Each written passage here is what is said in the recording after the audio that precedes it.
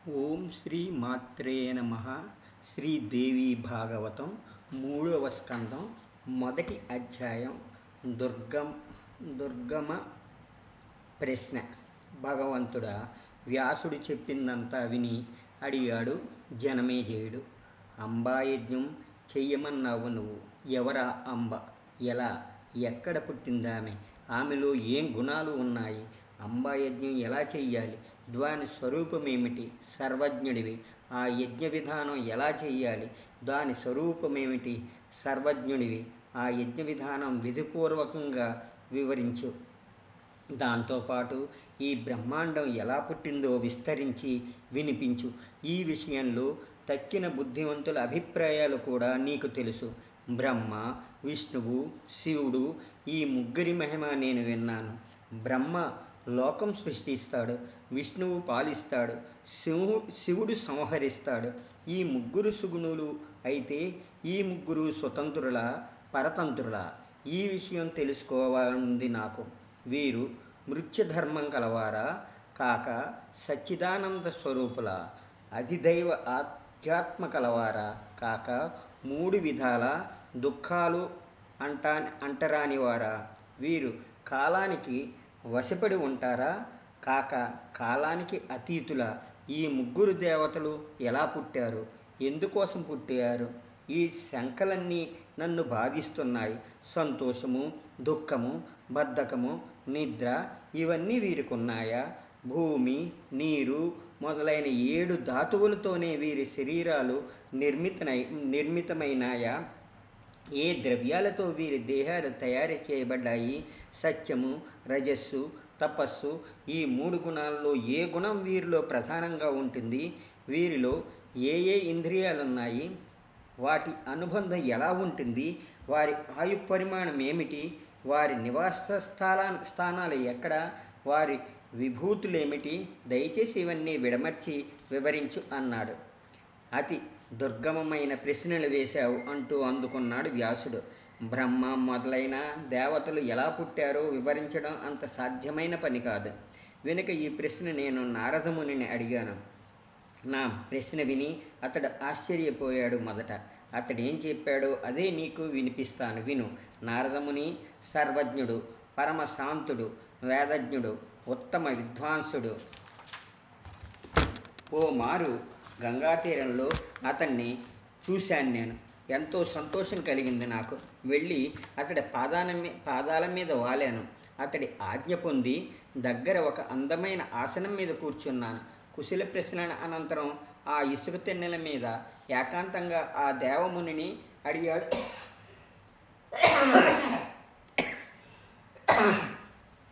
మహామతి, ఈ బ్రహ్మాండం ఎవరు నిర్మించారు?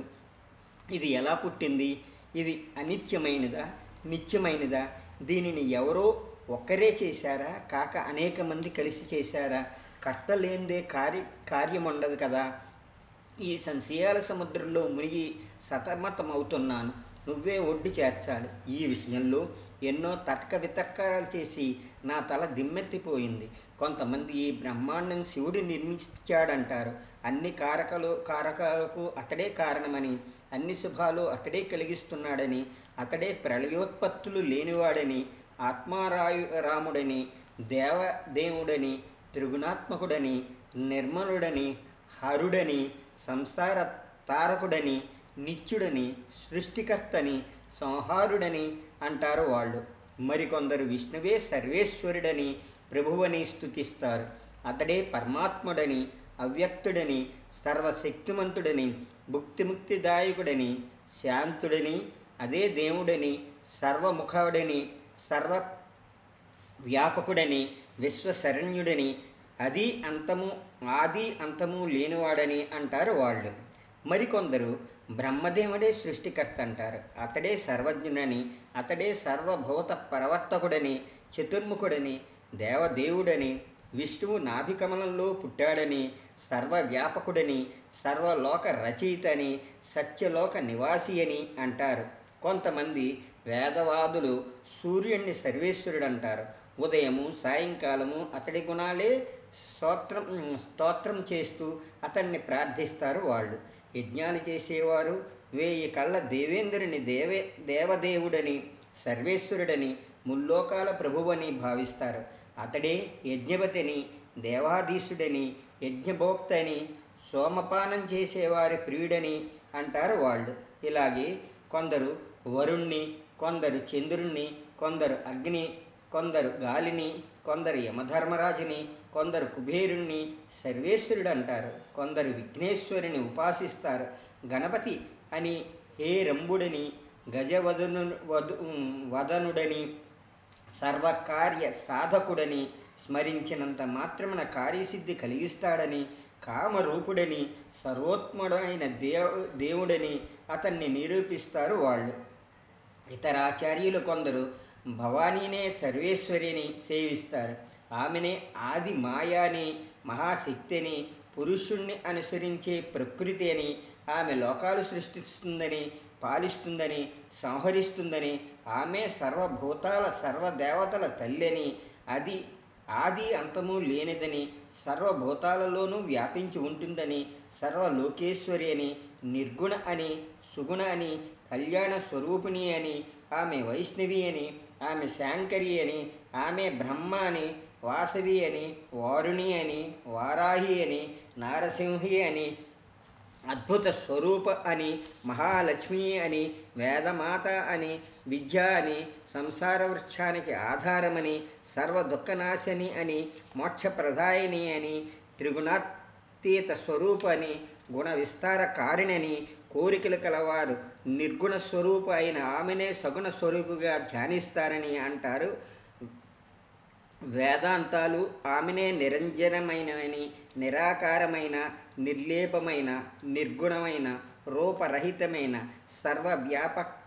వ్యాపకమైన బ్రహ్మం అంటున్నారు. వేదాల్లోనూ ఉపనిషత్తుల్లోనూ ఆమెనే తేజోమయుడైన పరమ పురుషుడు అంటున్నారు. మరికొందరు పండితులు ఆమెనే 1000 శిరస్సుల పురుషుడని, 1000 నేత్రాలు, 1000 భుజాలు, 1000 చెవులు, 1000 మొహాలు, 1000 పాదాలు కలవాడని అంటున్నారు. ఆకాశం విష్ణుదేవుడి పరమపదమంటారు వాళ్ళు. ఆ శాంతి స్వరూపుడైన పరమాత్ముణ్ణి విరాట్ పురుషుడంటారు వాళ్ళు. కొందరు పురాణ కోవిదులు అతన్ని పురుషోత్తముడంటారు. కొంతమంది ఇంత పెద్ద బ్రహ్మాండం ఒక్క దేవుడు నిర్మించి ఉండడంటారు. ఈశ్వరుడని ఒకడు లేనే లేదంటారు కొందరు. ఈ జగత్తు ఎవరైనా సృజించి ఉంటే ఇది అచింత్యమెలా అవుతుంది అని వాదిస్తారు వాళ్ళు. కపిలముని మొదలైన సాంఖ్యులు జగత్తు ఈశ్వరహీనమంటారు. దానంతట అదే స్వభావసిద్ధంగా జగత్తు పుడుతుందని, పురుషుడు కర్త కాడని, ప్రకృతి అంతా చేస్తుందని అంటారు. ఇంతేకాక ఇంకా ఎన్నో రకాల సందేహాలున్నాయి ఈ విషయంలో. ఇవన్నీ ఆలోచిస్తూ ఉంటే రకరకాల భావాలు రేగుతూ ఉంటాయి. మనస్సులో ఏం చెయ్యాలో తోచదు. ధర్మాలు వచ్చినప్పుడు నా మనస్సు స్థిరంగా నిలవదు. దీనివల్ల ఏది ధర్మమో ఏది అధర్మమో దీనికి ప్రత్యక్ష ప్రమాణమేది దొరకదు. సత్వగుణమే దేవతా లక్షణం అంటారు కొందరు. సత్యము ధర్మము దేవతలే పాలిస్తారంటారు. అయితే ఆ దేవతలు పాపాత్ములైన దానవుల మూలంగా బాధలు పడుతున్నారు. అయినప్పుడు ధర్మంలో గొప్ప ఏముంది? ధర్మపరాయణులు సదాచారవంతులు అయిన నా వంశంలో పుట్టిన పాండవులు రకరకాల కష్టాలను అనుభవించవలసి వచ్చింది. అయినప్పుడు ధర్మం వల్ల ఏం ఊడిపడింది? ఈ సందేహాలతో నా హృదయం వణికెత్తుతుంది. మునీంద్ర, ఈ సందేహాలు నువ్వే విచారించాలి. సర్వసమర్థుడివి నువ్వు. నీ జ్ఞానమనే నావతో నన్ను ఈ సముద్రము వంటి సముద్రం నుంచి ఒడ్డు చేర్చు. ఈ సంసార సముద్రంలో ములగానాం తేలానంగా ఉంది. నా దశ మొహమనే దుర్గంధంతో నిండి ఉంది సముద్రం. శ్రీ దేవి భాగవతం 3వ స్కందంలో ఇది మొదటి అధ్యాయం. 2వ అధ్యాయం దివ్య విమానమ. ఇంకా ఇలా అన్నాడు వ్యాసుడు. జనమేజయ, నువ్వు నన్ను అడిగిన ప్రశ్న నేను అలా నారదమునినే అడిగాను. దానికి అతడు ఏం చెప్పాడో అదే నీకు చెబుతున్నాను విను. నారదముని ఇలా చెప్పాడు. వ్యాస, ఏం చెప్పమంటావు? పూర్వం నా మనస్సులోనూ ఇలాంటి సందేహమే కలిగింది. ఒక్క సందేహంతో సరిపోలేదు. సందేహం మీద సందేహం పరంపరగా నన్ను ఉక్కిరిబిక్కిరిగా చేశాయంటే నమ్ము. నిలవలేకపోయాను. తిన్నగా బ్రహ్మలోకానికి వెళ్ళాను. మా తండ్రి గారిని అడిగాను. నువ్వు ఇప్పుడు అడిగినట్లే అతన్ని అడిగాను. తండ్రి, ఈ బ్రహ్మాండం ఎలా పుట్టింది? దీనిని ఎవరు సృష్టించారు? నువ్వా, విష్ణుదేవుడా, శివుడా? దీని యథార్థం సెలవియ్యి. ఎవరిని ఆరాధించాలి మేము? అందరికంటే ఉత్తముడైన ఈశ్వరుడెవరు? దుఃఖమయము అసత్యము అయిన భావసముద్రంలో మునిగిపోతున్నాను నేను. సందేహాలతో శాంతి లేకుండా ఉంది నాకు. తీర్థాల వల్ల, దేవాలయాల వల్ల, ఇతర సాధన వల్ల మనస్సు స్థిరపడకుండా ఉంది. పరమతత్వం తెలుసుకుంటే కానీ శాంతి ఎలా లభిస్తుంది? చంచలమైన మనస్సుకి ఏకాగ్రత ఎలా కుదురుతుంది? చెప్పు, ఎవరిని అర్చించాలి? ఎవరిని స్తుతించాలి? ఏమీ ఎరగని నేను. నా చిక్కు ప్రశ్న విని బ్రహ్మదేవుడు ఇలా అన్నాడు. కుమార, గట్టి ప్రశ్న వేశావు నువ్వు. ఏం చెప్పమంటావు నన్ను? సాక్షాత్తు విష్ణుదేవుడైన నిశ్చితమైన జవాబు చెప్పలేడు దీనికి. సరైన తత్వం తెలిసిన ప్రాణి ఈ ప్రపంచంలో ఎక్కడా లేదు. అయితే విరాగులు, నిరీహులు, మత్సరం లేని వాళ్ళు అయిన మహాపురుషులు మాత్రం కానగలుగుతారు. పూర్వం ప్రళయకాలంలో స్థావర జంగమాత్మకమైన ప్రాణకోటి యావత్తూ నాశనమైపోయింది. విశ్వమంతా సముద్రముగా మారిపోయింది. అనంతరం పంచమహాభూతాలు పుట్టాయి. నేను పద్మంలోంచి పుట్టాను. అప్పుడు ఈ సూర్యుడు, చంద్రుడు, చెట్లు, కొండలు ఏవీ నాకు కనబడలేదు. పద్మకోశం మీద మౌనంగా కూర్చుని నేను ఆలోచించాను. ఈ మహాసముద్రంలో నేను ఎలా పుట్టాను? నన్ను ఎవరు పుట్టించారు? నన్ను రక్షించే ప్రభువెవడు? యుగాంతంలో ఎవరు సంహరిస్తారు? ఈ సముద్ర జలం దేని ఆధారం మీద ఉందో భూమి మీద కూడా అవపడదు. భూమి లేనప్పుడు బురద మాత్రం ఎలా వస్తుంది? బురదే లేనప్పుడు పద్మం ఎలా పుట్టింది? ఈ పద్మానికి మూలధారమైన పంకం బురద ఏది? బురద ఉంటే భూమి తప్పకుండా ఉంటుంది, సందేహం లేదు. ఈ ఆలోచనలతో నీళ్ళలో దిగాను. 1000 ఏళ్ల దాకా భూమి కోసం వెతికాను, కానీ భూమి కనపడలేదు. అంతలో ఆకాశవాణి వినపడింది. తపస్సు చెయ్యి అని. నేను తిరిగి పద్మం మీదకే వచ్చేశాను. 1000 ఏళ్ళు పద్మం మీదే కూర్చుని తపస్సు చేశాను. అప్పుడు మళ్ళీ ఆకాశవాణి వినబడింది. సృష్టించు అని. ఏం సృష్టించాలి, ఎలా సృష్టించాలి అనే ఆలోచనలో పడ్డాను. అంతలో మధుకైటబులు ఘోర రూపులైన రాక్షసులు వచ్చి నా ముందు నిలబడ్డారు. యుద్ధానికి రమ్మని జబ్బలు చెరిచారు. నేను భయపడిపోయాను. క్రిందికి నీళ్లలోకి దిగాను. అక్కడ పరమాద్భుతుడైన ఒక పురుషుడు కనిపించాడు. నీటి మేఘంలా ఉంది అతడి శరీరం. అతడికి 4 చేతులున్నాయి. పసుపచ్చటి పట్టుబట్ట కట్టుకున్నాడు. శేషనాగ మీద పడుకున్నాడు. అతడి మెడలో వనమాల ఉంది. అతడి చేతుల్లో శంఖము, చక్రము, గదా, పద్మము ఉన్నాయి. అతడు జగన్నాథుడు, మహావిష్ణువు. యోగ నిద్రలో ఉన్నాడతడు. రవంత చలనం లేదు. పాన్పు మీద అతన్ని చూసి ఏం చెయ్యాలో తోచలేదు నాకు. అప్పుడు నిద్రాస్వరూపిణి అయిన భగవతిని స్మరించాను. ఆమెను స్తుతించాను. నేను స్తుతించడంతోనే శుభప్రదాయిని దేవి విష్ణుదేవుడి దేహం నుంచి వదిలిపోయి ఆకాశం మీద అవుపడింది. కల్పనాతీతంగా ఉంది ఆమె శరీరం. దివ్యమైన నగలతో మెరిసిపోతోంది. ఆమె వదిలిపోవడంతోనే ఆమెయాత్ముడు విష్ణు భగవానుడు మేలుకొన్నాడు. 5000 సంవత్సరాలు మధుకైటబులతో బాహుయుద్ధం చేశాడు. ఆ మహామాయ తన రూపుతో మధుకైటబుల్ని చూసింది, మోహం కలిగించింది. దాంతో వాళ్ళని చంపగలిగాడు విష్ణువు. తన తొడలు విశాలంగా చేసి వాటి మీద మధుకైటబుల్ని పెట్టి చంపాడతడు. ఇంతలో అక్కడికి శివుడు వచ్చాడు. మేము ముగ్గురం కలిసి ఆకాశం మీద దేవిని చూశాం. ఆమెను స్తుతి చేశాం. మా ముగ్గురిని అనుగ్రహించింది ఆమె. బ్రహ్మ, విష్ణువు, మహేశ్వరులారా, తత్పరులై మీ పనులు మీరు చెయ్యండి. మీలో బ్రహ్మ సృష్టి చెయ్యాలి, విష్ణువు పాలించాలి, శివుడు హరించాలి. మీ నివాస మీరు ఏర్పరచుకోండి. మధుకైటబులు చచ్చిపోయారు కనుక మరేమీ ఉపద్రవం కలగదు. మీ విభూతితో 4 విధాల ప్రాణుల్ని సృజించండి. దేవి మధుర వాక్యాలు విని మేము ముగ్గురం తల్లి శక్తి లేని వాళ్ళం మేము. ఈ స్థితిలో ప్రజాసృష్టి ఎలా చేయగలం? విశాలమైన భూమి లేదు, అంతా జలమయంగా ఉంది. పంచమహాతత్వాలు లేవు, గుణాలు లేవు, తన్మాత్రలు లేవు, ఇంద్రియాలన్నూ లేవు అన్నాం. మా మాటలు విని చిరునవ్వు నవ్వింది దేవి. ఇంతలో ఆకాశం నుంచి ఒక దివ్య విమానం దిగింది. ఈ విమానం ఎక్కండి, భయపడకండి అంది దేవి. బ్రహ్మ, విష్ణు, మహేశ్వరులారా, ఈ విమానంలో మీకు అద్భుతమైన దృశ్యం చూపిస్తాను అంది. మేము ముగ్గురం ఆ రతనాల విమానం ఎక్కి కూర్చున్నాము. ముత్యాల జాలర్లతోనూ చిరుగంటలతోనూ ఎంతో ఇదిగా ఉంది విమానం. స్వర్గంలా అందంగా ఉంది. మేం కూర్చోవడంతో భగవతి తన శక్తితో విమానం ఆకాశ మార్గాన ఎగిరించింది. శ్రీదేవి భాగవతం 3వ స్కందంలో ఇది 2వ అధ్యాయం. 3వ అధ్యాయం. శ్రీ భువనేశ్వరి. మనోవేగంతో ఎగిరింది విమానం. నీళ్లు లేని చోటకి వెళ్ళిందది. విస్మయం కలిగింది మాకు. అక్కడ నేల ఉంది. ఎన్నో చెట్లున్నాయి. చెట్లన్నీ పళ్లతో నిండి ఉన్నాయి. కొమ్మల మీద కోకిలు కూస్తున్నాయి. అక్కడ నేల, కొండలు, వనాలు, ఉపవనాలు ఎంతో అందంగా ఉన్నాయి. నదులు, నడబావులు ఉన్నాయి. అక్కడ నూతులు, కోనేళ్లు, సెలయేళ్లు ఉన్నాయి. పశువులు, స్త్రీలు, పురుషులు కూడా ఉన్నారు. రమ్యమైన పట్నం ఒకటి ఉంది. దివ్యమైన ప్రకారంతో ఉంది. యజ్ఞశాలలు, రకరకాల మేడలు ఉన్నాయి అందులో. ఆ పట్నం స్వర్గం అనిపించింది మాకు. ఎవరు నిర్మించారు ఈ పట్నం? ఏమిటి అద్భుతం? ఇంతలో ఒక రాజు వేటకు వెళుతూ కనిపించాడు. దేవతుల్యుడిగా ఉన్నాడతను. అంతేకాదు, భగవతి తన విమానం మీద అక్కడ అవుపడింది. ఒక్క క్షణం గడిచింది. పెద్ద గాలి వీచింది. ఆ గాలిలో మా విమానం ఆకాశం మీదకి ఎగిరిపోవడం ఆరంభించింది. ముహూర్త కాలంలో అది మరొక మనోహరమైన ప్రదేశం చేరింది. అతి ఉత్తమమైన నందనవనం కనబడింది అక్కడ.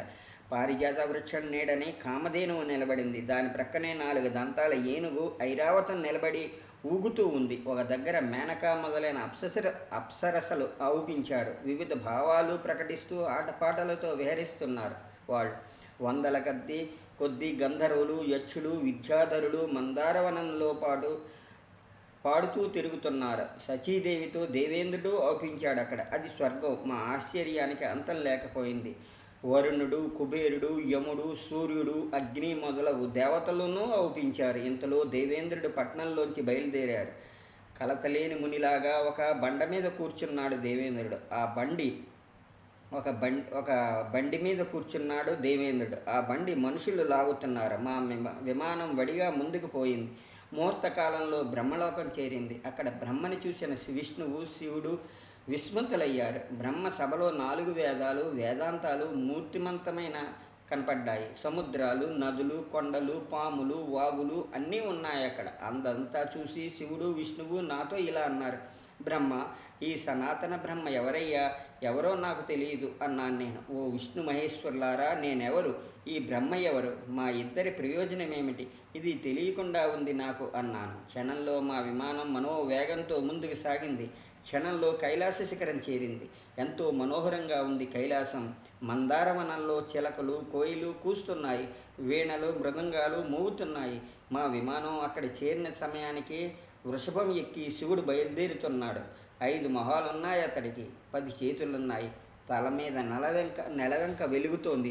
పులితోలు కట్టుకున్నాడు అతను. ఏనుగుతోలు కప్పుకున్నాడు. విఘ్నేశ్వరుడు, కుమారస్వామి అతడి అంగరక్షకులుగా ఉన్నారు. తండ్రి పక్కన కుమారులిద్దరూ ఎంతో ఆనందంగా అనిపిస్తున్నారు. నంది మొదలైన శివగణాలు జయజయధ్వనాలు చేస్తున్నారు. వారంతా వెనుక నడుస్తున్నారు. బ్రహ్మి, వైష్ణవి మొదలైన 7 మాతృకులు కూడా వెంట ఉన్నారు. మా ఆశ్చర్యానికి అంతం లేకపోయింది. అందరికంటే నా ఆశ్చర్యం ఇంత అంతా కాదు. అంతలోనే మా విమానం ఎగిరి ముందుకు సాగింది. క్షణంలో వైకుంఠం చేరింది. అక్కడ ఎన్నో అద్భుతాలు చూశాము. విష్ణువు కూడా తెల్లబోయాడు. మా విమానం చేరే సమయానికి విష్ణువు వైకుంఠ మందిరం నుంచి బయలుదేరుతున్నాడు. నల్ల కలవల్లా ఉంది అతడి శరీరం. పసుపు పచ్చటి బట్ట కట్టుకున్నాడు అతడు. 4 చేతులున్నాయి అతడికి. గరుత్మంతుడి మీద కూర్చున్నాడు. రకరకాల నగలు ఉన్నాయి అతడికి. లక్ష్మీ చామరం వేస్తూ ఉంది. అతన్ని చూసి మేము ముగ్గురం తెల్లబోయాము. ఒకళ్ళ మొహం ఒకళ్ళు చూసుకున్నాము. అంతలోనే మా విమానం వాయువేగంతో ఎగిరిపోయింది. రెప్పపాటుతో అమృతం సముద్రం వాలింది. సముద్రం నీరు తియ్యగా ఉంది. పెద్ద పెద్ద కెరటాలు సముద్రంలో లేస్తున్నాయి. పెద్ద పెద్ద నీటి జంతువులతో వింతగా ఉన్నాయి అవి. సముద్రం ఒడ్డున మందార వృక్షాలు, పారిజాత వృక్షాలు కలకలలాడుతున్నాయి. అందమైన విహార మందిరాలున్నాయి. వాటి గోడల మీద దివ్యమైన చిత్రాలున్నాయి. అక్కడక్కడ గదుల్లో మంచి మంచి పక్కలు పరిచి ఉన్నాయి. ముత్యాల పేర్లు వేలాడుతున్నాయి. భవనాల చుట్టూ అశోక వృక్షాలు, వకుళ వృక్షాలు, కురునక వృక్షాలు ఏపుగా ఎదుగు ఉన్నాయి. కేతకీ పొదలు, సంపంగి చెట్లు పూతపట్టి గుమ్ముమంటున్నాయి. కోయిలలు కుహు కుహు కూస్తున్నాయి. తుమ్మెదలు ఝుంకారం చేస్తున్నాయి. కొంత దూరంలో శివాకారమైన ఒక పర్యంకం కనబడింది. ఎంతో మనోహరంగా ఉంది అది. రకరకాల రత్నాలు తాపి అద్భుతంగా ఉంది. రంగురంగుల పక్కలు పరిచి ఉన్నాయి. దాని మీద వాటి వల్ల ఇంద్రధనస్సు వంటి రంగులు ప్రకాశిస్తున్నాయి. ఆ పర్యంకం మీద ఒక స్త్రీ కూర్చుని ఉంది. ఎంతో అందంగా ఉంది ఆమె. ఎర్రటి చీర కట్టుకుంది. ఎర్రటి పూలదండలు వేసుకుంది. ఎర్రటి గంధం పూసుకుంది. ఆమె నేత్రాలు ఎర్రగా ఔపిస్తున్నాయి. కోటి కోటి మెరుపుల కాంతితో మెరిసిపోతూ ఉంది. శరీరం ఎంతో మనోహరంగా ఉంది. ముఖం ఎర్రగా దొండపండులా ఉన్నాయి పెదవులు. కోటి లక్ష్ముల సౌందర్యమైన ఆమె సౌందర్యంతో సాటి రాదనిపిస్తుంది. ఆమె శరీర కాంతి సూర్యమండల కాంతిని తీసుకట్టు అంటున్నట్టుంది. 4 చేతుల్లోనూ అంకుశము, పాశము, అభయముద్రలు ఔపిస్తున్నాయి. అంతటి సౌందర్యవతిని ఎన్నడూ ఎక్కడా చూడలేదు. ఆమె ఎవరో కాదు, సాక్షాత్తు శ్రీ భువనేశ్వరి. ఆమె చిరునవ్వే ఒక అలంకారంగా ఉంది. అక్కడ పక్షులు హ్రీంకార మంత్రం జపిస్తున్నాయి. శ్రీ భువనేశ్వరి కుమారి కరుణామూర్తి నవ యవనవతి నిలువున సింగారించుకుని ఉందామె. ఎత్తైన ఆమె స్తనాలు పద్మాకారం కల్లా ఉన్నాయి. రత్నాల నగలు ఆమె శరీరానికి అపురూపమైన అందం కలిగిస్తున్నాయి. బంగారం కంకణాలు, బాజుబందులు, మణికిరీటము అద్భుతంగా ఔపిస్తున్నాయి. చక్రాకారమైన బంగారం బదికమ్మతో ఆమె మొహం మరింత శోభకరంగా ఉంది. ఆమె చెలికత్తలు హృల్లేఖ భువనేసి అని జపిస్తున్నారు. కొంతమంది ఆమెను స్తుతి చేస్తున్నారు. హృల్లేఖ మొదలైన దేవకన్యలు, అనంగ కుసుమ మొదలైన దేవీ మూర్తులు ఆమె దగ్గర ఉన్నారు. శ్రీ భువనేశ్వరి షట్కోణ యంత్రం మధ్య యంత్రరాజం మీద కూర్చుని ఉంది. ఆమెను చూసి మేము ముగ్గురు ఆశ్చర్యంలో మునిగిపోయాము. అక్కడే ఆగిపోయాము. అయితే ఆమె ఎవరో తెలియలేదు. మొదట ఆమె పేరేమిటో అంతకంతా తెలియలేదు. ఇంతలో 1000 మొహాలతోనూ 1000 కళ్ళతోనూ 1000 చేతులతోనూ అవపడింది మాకు. దూరం నుంచి చూస్తున్న అపురూపమైన అందంగా ఉంది. ఎవరేమనే ఆలోచనలో పడ్డాం మేము. ఈమె అప్సరస కాదు, దేవాంగన కాదు, గంధర్వస్త్రీ అంతకంటే కాదు. అయితే ఎవరైనట్టు ఈ సందేహంలో పడి అక్కడే ఆగిపోయాం. మాలో విష్ణుమూర్తి మాత్రం తన అనుభవాన్ని పురస్కరించుకుని అనుమాన ప్రయాణంతో పోల్చుకున్నాడు. ఆమె సాక్షాత్తు జగదంబని. ఈ భగవతి మన అంతటికీ ఈమె కారణం. అవును, ఈమె దేవి మహావిద్య, మహామాయ, పూర్ణ ప్రకృతి. అవ్య అల్ప బుద్ధులకు అవగతం కాదే. ఈమెని తెలుసుకోవాలంటే యోగ మార్గం ఒక్కటే ఆధారం. ఈమె సంకల్పం ఎవ్వరికీ తెలియదు. ఈమె పరమాత్మ, నిత్య స్వరూపిణి. ఈమె విశ్వేశ్వరి, సర్వమంగళ. అల్పభాగ్యులు ఆమెను ఆరాధించలేరు. దేవగర్భమీమె, ఆదిమూర్తి. ఈశ్వర ప్రళయకాలంలో విశ్వసంహారం చేస్తుంది ఈమె. సర్వ ప్రాణుల లింగ శరీరాలు తనలో లీనం చేసుకుంటున్నప్పుడు ఆమె ఒక్కతే విహరిస్తుంది. సర్వరూపమయ్యి భవానీగా దర్శనమిస్తుందన్నప్పుడు చూడండి. ఈమె ఇరువైపులా కోటి కోటి విభూతులు ఔపిస్తున్నాయి.